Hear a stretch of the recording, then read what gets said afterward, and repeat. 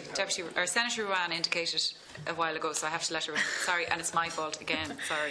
No problem.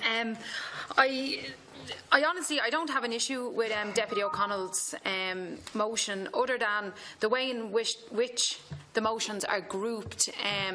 It obviously then doesn't deal with two of my motions, which look to include socio-economic under the health grounds. I suppose we've heard lots of evidence in relation to how some countries and some jurisdictions that have access to abortion on health grounds, that they also include socio-economic. They just don't name it as a ground.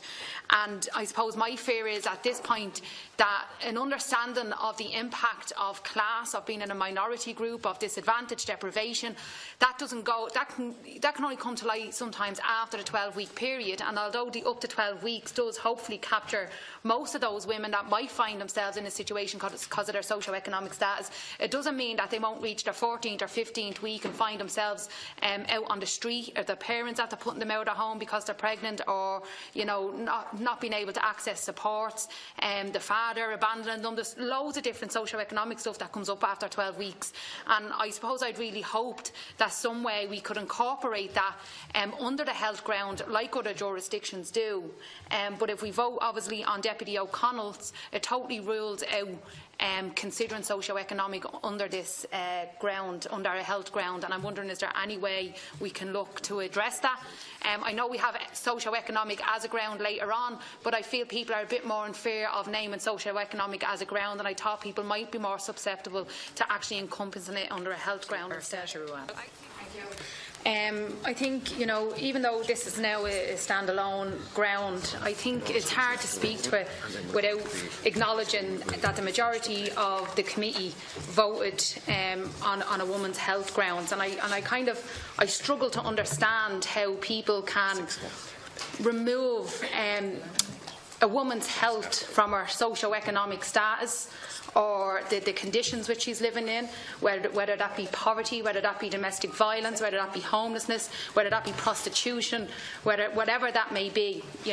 Socio-economic grounds is one of the biggest reasons why a woman will look to access abortion. 70% of the Citizens' Assembly voted in favour on it, and it's if socio-economic in itself doesn't pass as a ground, it very much highlights to me that access to abortion will remain a class issue. Because although we will cater for many women up to 12 weeks, there will be many women that will not be able to access a doctor, or maybe they might not even know that they were pregnant. I've obviously worked in addiction with hundreds of people in addiction for years, and I've watched them as they hadn't got their periods for years after damage to their body, became pregnant, were nearly 6 months before they even realised that they were pregnant. There's so many health impacts, so many social impacts of a woman's situation that should allow her to be able to access abortion. You will have women that are from more affluent areas. If they do not meet the requirements, or do not get to the doctor, or do not know that they were pregnant before the 12 weeks, will still be able to travel. So basically, if we deny women on socio-economic grounds, we are still basically saying that we do not care about women in less favourable conditions. But just one more point, a lot of people have said to me in the last few days about socio-economic as if it's only a financial thing, as if it's only, they just don't have enough money for an extra child or something. It's like people really don't understand the impact of class on a woman's situation, and it's not always about finances. There's a multitude of things in there, and I did hope it would pass under the health ground as an indicator, and it didn't, but I hope people will reconsider their position on socio-economic when they're voting on this recommendation. Thank you, Deputy Smith.